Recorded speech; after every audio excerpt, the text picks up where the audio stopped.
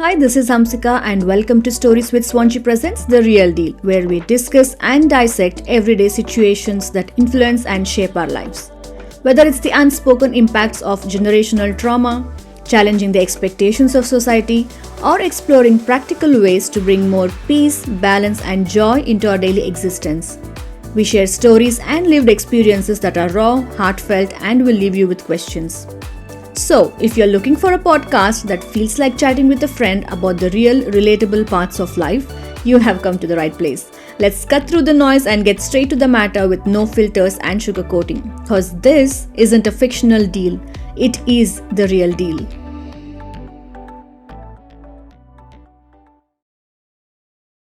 Welcome, everybody. It's freezing here.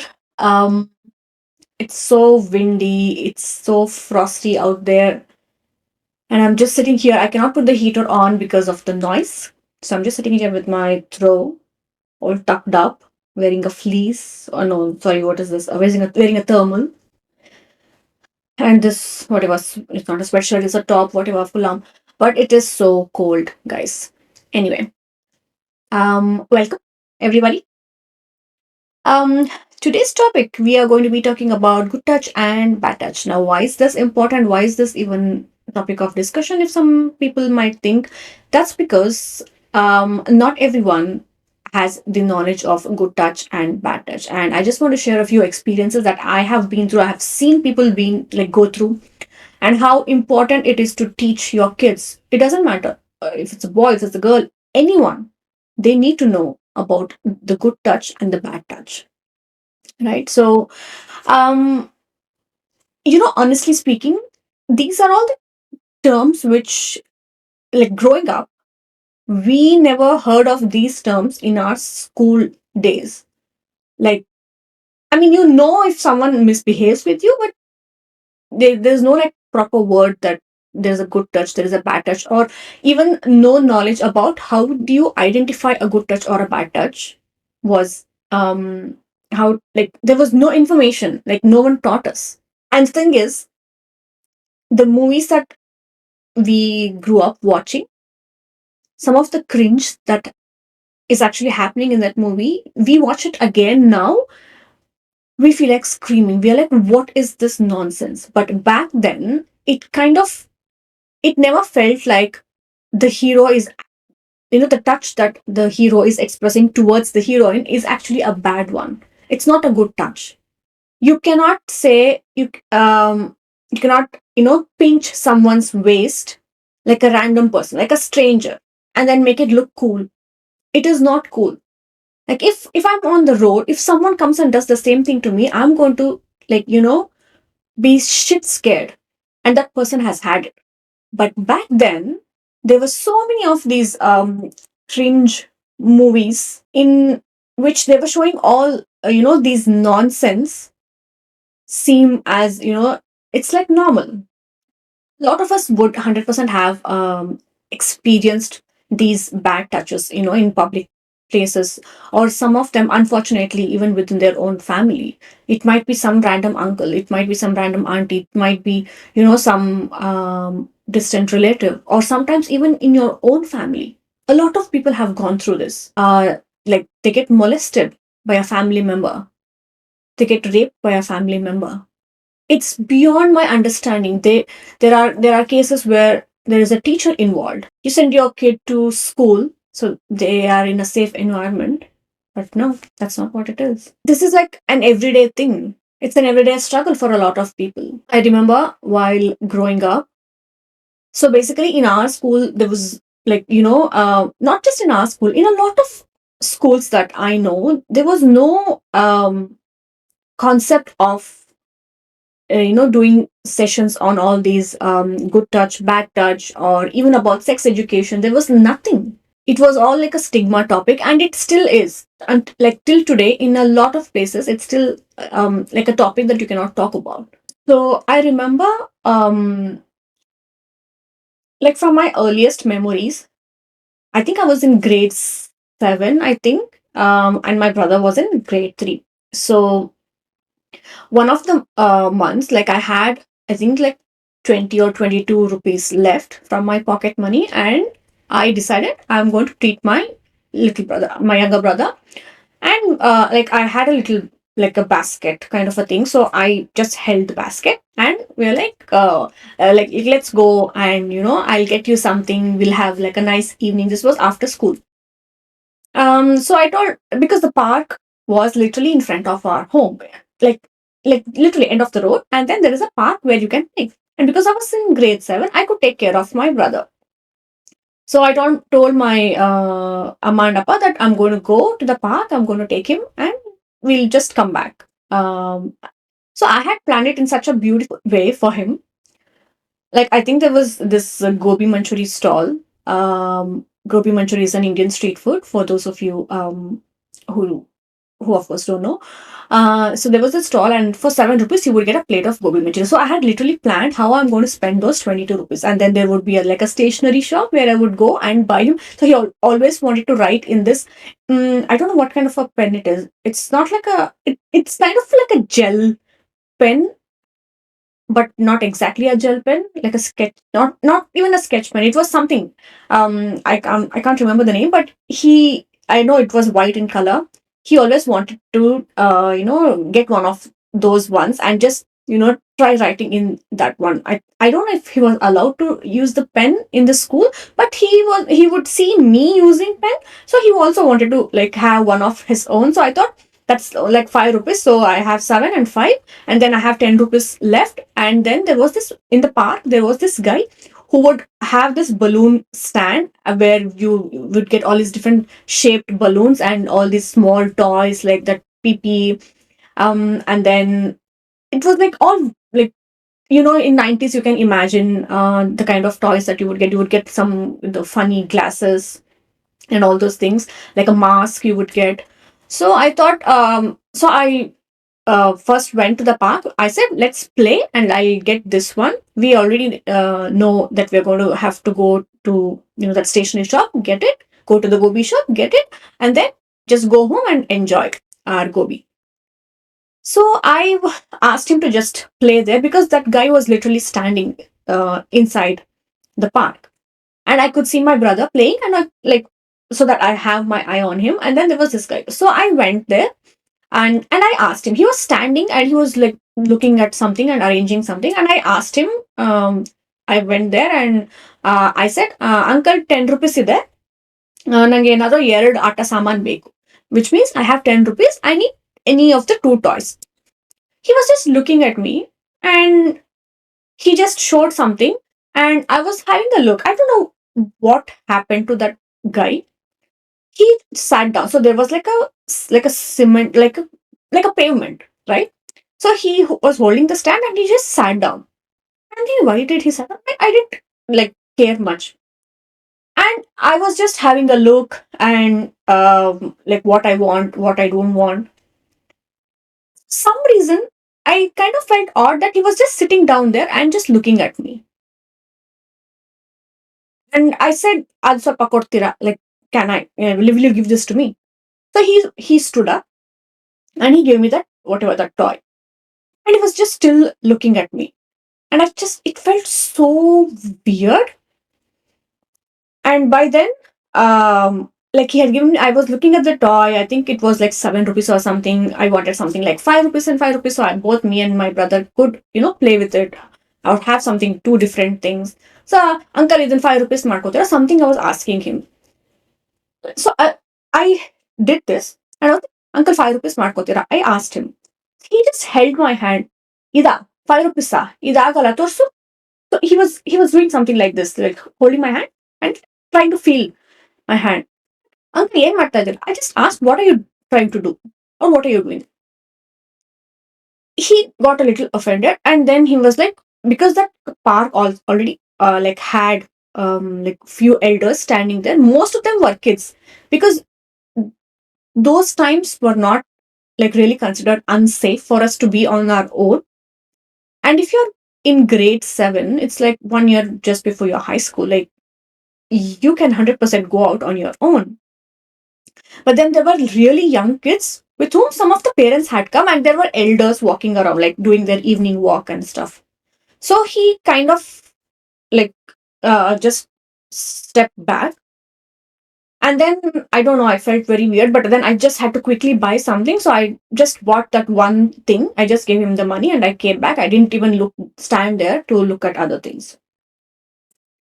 So this kind of happened. And like, of course, after that, we went home. Of course, I didn't tell my parents because I don't know, like, you just don't get that um, feeling that you have to share this with your parents because you're just scared, right? Like, you don't like, I've never had that kind of an open conversation with my parents where I go and say that guy was, I don't know what he was trying to do. I didn't even know this concept of back touch. I just felt that something is off. I cannot put in words like how I felt or what I thought it was back then. I can't remember what I thought, but you just know that something is not right. So this happened a few days later. Not even a few days later, a few weeks, I think.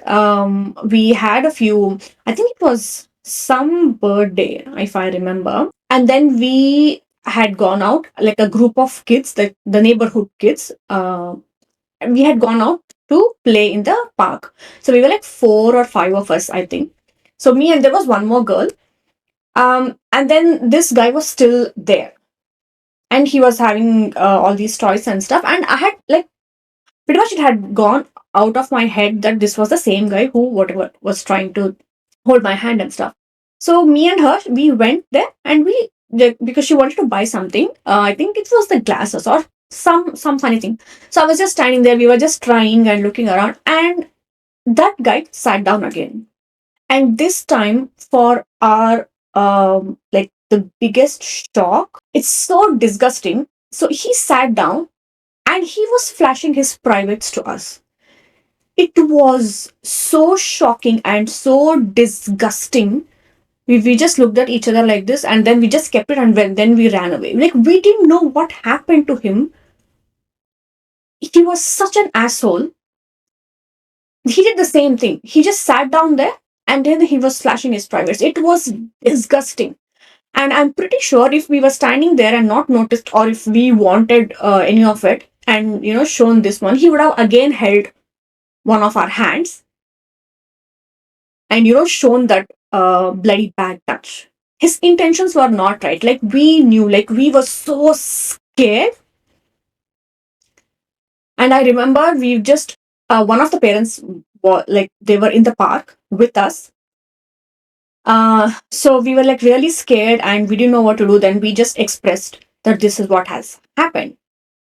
And then that parent along, he just mentioned it to a few others in the park. They went and they gave him left, right, and center. Like, they just asked him to go away from this park and not like they don't want to see him around this surrounding. And after that, I hardly, like, I don't think I ever saw him, or even if I did, I think maybe once or twice. I cannot remember properly, but this incident I remember so much because I know that I was scared. I know I didn't know. Some of these incidents, they just like they remain green in your memory because they have had an impact. Like, you were just taken aback by what just happened, and so you kind of like, if not all details, you remember something, right? So this incident was something that I like. It made me really scared, and it just left me with that disgusting feeling. And there are so many incidents like this. Till date it happens. Even like on the internet, if you have a look, there are people posting about like all these men, flashing their privates, and they just, like, I don't know, like, it's just disgusting to even talk about it. But you know that the intention is not right. No normal person is going to do that. So that was an intention to do like approach you with a bad touch. And then there was one more incident. I think I was in my uni, I think second year or third year. So all of us girls from our class, we had gone out on a little like a trip thing, like a day trip thing. And then we were roaming around and there was a temple where we thought, okay, let's just give a visit to the temple. So we all went to the temple and like we were standing in the line. Behind me was a guy And because there were so many people, like if you've been to like a crowded temple in India, you know how it works. It's like people are pushing you, like they're just, it's like too much falling over here and there, and it's just not pleasant. So this guy standing behind me, he was just leaning towards me like every few minutes, and I was just looking back and I'm thinking, why is this guy not standing still? And then after a point, I kind of felt like I could feel a touch, but I know that it was not a good intentional touch. It cannot be a good intentional touch. I don't even know who that person is. And sometimes you can tell a difference that if someone is, pushing the person behind you, the way they lean on to you is different. And the way they do it intentionally is different. So for me, I felt like it was intentional. It happened 2 or 3 times, and I realized that I'm being touched inappropriately, and I just turned back and I said, "Yendri ಮಾಡ್ತಾ ಇದ್ದೀರಾ?" I got so angry for someone like me who doesn't even say anything bad, who doesn't even speak anything much. At that point, I couldn't like take it anymore. And he got a bit, I don't know, like he probably wasn't expecting me to say that. And then I just like left the line. I'm like, I'm not going to be in this line. I'm not going to like go inside the temple. I'll wait. Even if it gets late, it's fine. I'm going to wait and then I'm going to go. And I was looking for like the end of the line. If and only if there are any females around, I would like then go and join the line. And then that guy did the same thing to another girl. And she didn't say a thing. And I did notice what he did. And I just went there and I just stood there and I just saw him. I didn't say anything. I just saw him. He probably felt like this girl might make a scene or something. And he stopped after that. I mean, I don't know when they entered the temple, inside the temple, like inside the main door of the temple. Once they entered, I don't know, like because I didn't go, I was not in the line. I don't know if at all he repeated the same thing, but this happened, and this happens so much. And this even happens when you're in a crowded bus. It has happened to me in a crowded bus as well. And not, I mean, when I'm saying me, it's not just me. I know so many of us, my own friends, we all experienced it. And we all have discussed about how disgusting it is. It was just ridiculous. And there was an incident. I think it was me and my dad in a bus. We were going somewhere. I can't remember where. Then there was one seat empty. One person like got up, so I went there to sit down. And then the person next to me also like got up, and she left. And there was a guy who came and sat down even before my dad could. So I was like, I was not comfortable, but I didn't have a choice. So that guy, he was just like adjusting his. There's ample space. He could just sit like still and just be fine. But like you can make out that the intention is not right. So he was like just adjusting and like rubbing shoulders and like trying all these things just to have that physical touch. And I got very very annoyed, and I was looking for my dad because it was a crowded bus. And I was looking for my dad to inform him that this is what has happened. By then he took his phone out, and he like, so back then it was not like the smartphone. They had these small button, like button phones, like the keypad thing phones. And like you could record video also in that. And that guy, without even bothering, without even like, he has so much bloody guts that he's sitting there and keeping the camera like this angle to me and recording my video. I didn't even realize that he's recording until I was looking outside the window, and I just looked like this to see if it's my stop. And then I noticed, like, from the corner of my eye, something is like, when the camera is on, you have that feeling that something, like, you can make out.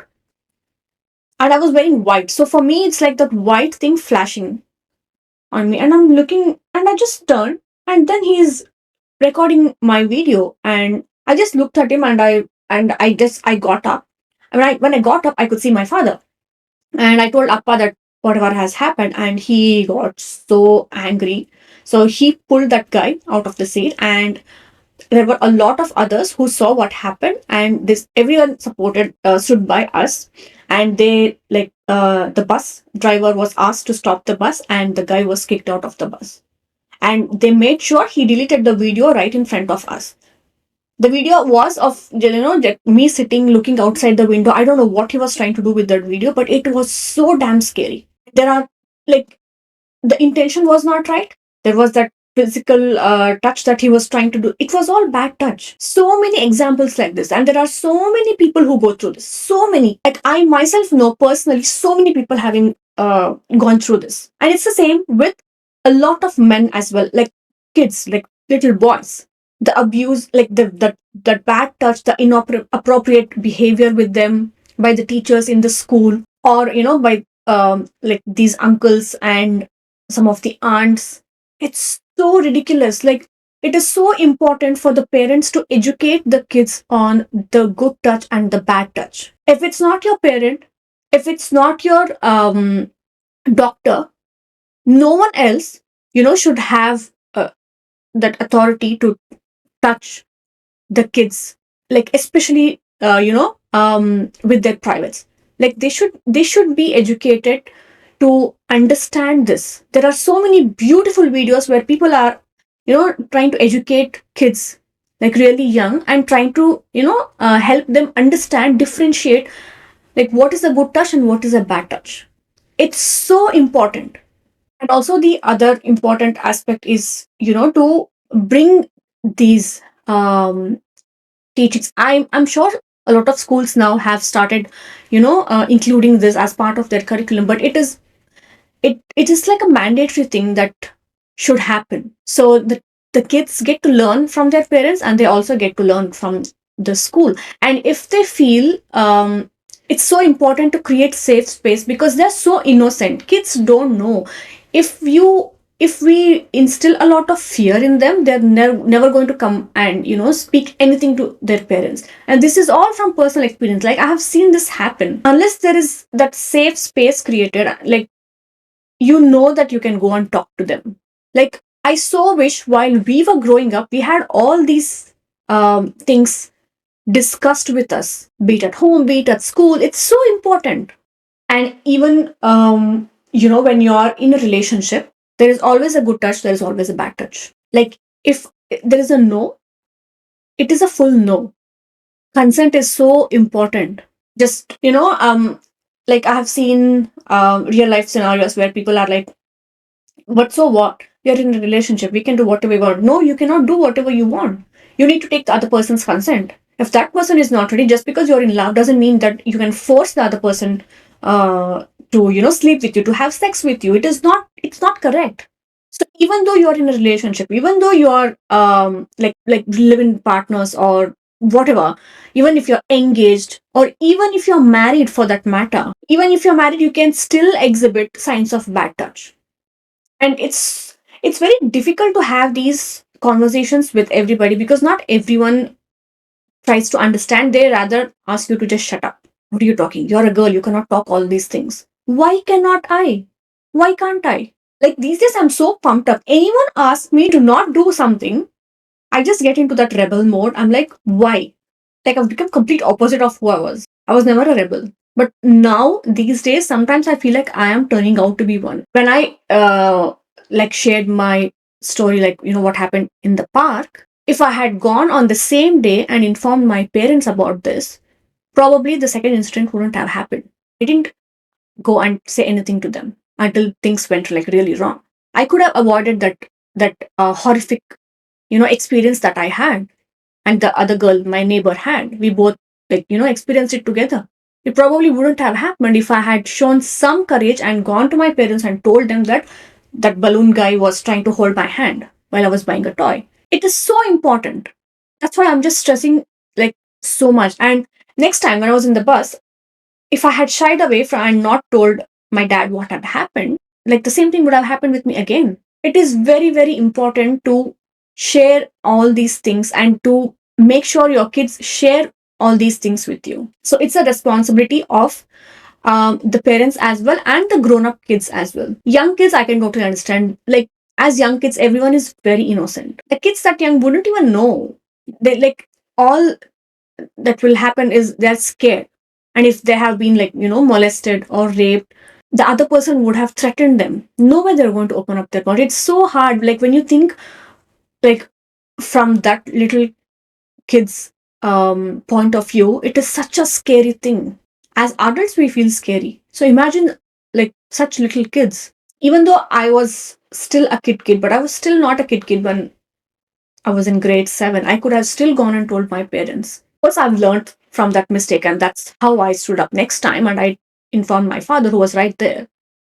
But even if he was not there, I would have probably taken the help of someone over there, and I would have like told them that this is what is happening. Not everyone is a bad person out there. When the bus incident happened, so many, like not even so many, literally everybody in the bus like stood up for us, including the driver. And then he said, "I'm going to stop the bus, and we are going to throw that person out. He cannot travel in my bus." And most of them were men.